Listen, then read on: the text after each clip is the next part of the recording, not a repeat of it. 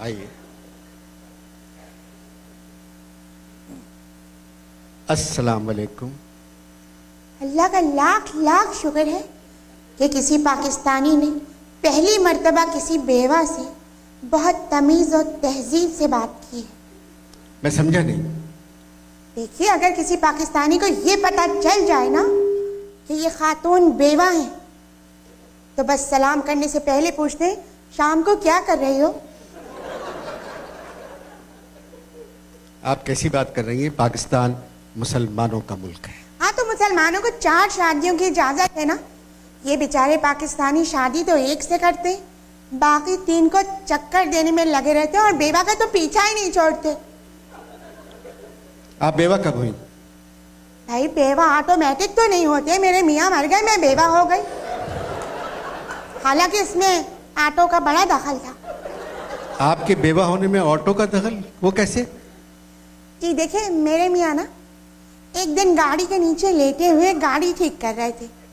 मैं बराबर में खड़ी हुई थी, तो उन्होंने वहीं से कहा, बेगम जरा जैक घुमा के गाड़ी ऊपर कर दो। मुझसे एक गलती हो गई, मैंने जैक उल्टा घुमा दिया और फिर एक आवाज आई, ज़ादी। खाली ज़ादी, ये क्या आवाज थी? पहला लफ्ज मैं ठीक तरह सुन नहीं सकी थी। यही मरहूम के आखिरी अल्फाज थे।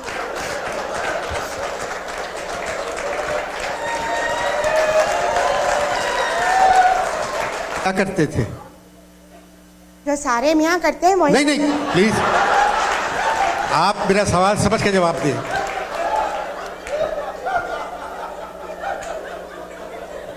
मुलाजिमत क्या करते थे? मरते मर गए, मगर मरहूम ने यह नहीं बताया कि क्या करते थे। अब आप क्या करती हैं? मैं अपने कमरे का दरवाजा खोल के सोती हूँ।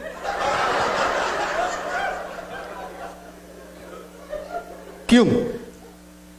देखिए, मरहूम जब तक जिंदा थे ना, कभी दरवाजा खोल के नहीं सोए, कि उनकी वालदा माजदा जो थी वो नाबीना थी और बगैर किसी काम के हमारे कमरे में आ जाती थी, पलंग से लग के बैठती थी और हर थोड़ी देर के बाद पूछती थी, बेटे क्या कर रहे हो, बताना जरा।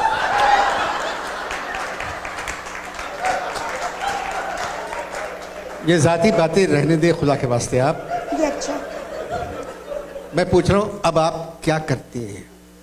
एक अकेली औरत बेवा पाकिस्तान में क्या कर सकती है? बच्चे हैं? नहीं।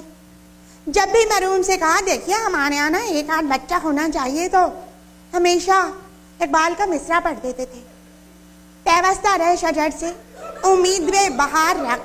अब पता नहीं शजर खुद को कहते थे या मुझको कहते थे।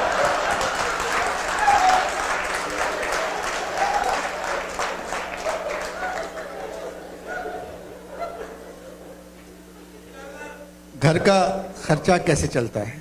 वो पड़ोस में एक सिंधी सूबाई वजीर रहते हैं, हमारे मियाँ के दोस्त थे। जब भी मिलते हैं कहते हैं, सुनो, जब तक मैं जिंदा हूं ना, ये समझ लो तुम्हारा मियाँ मरा नहीं है।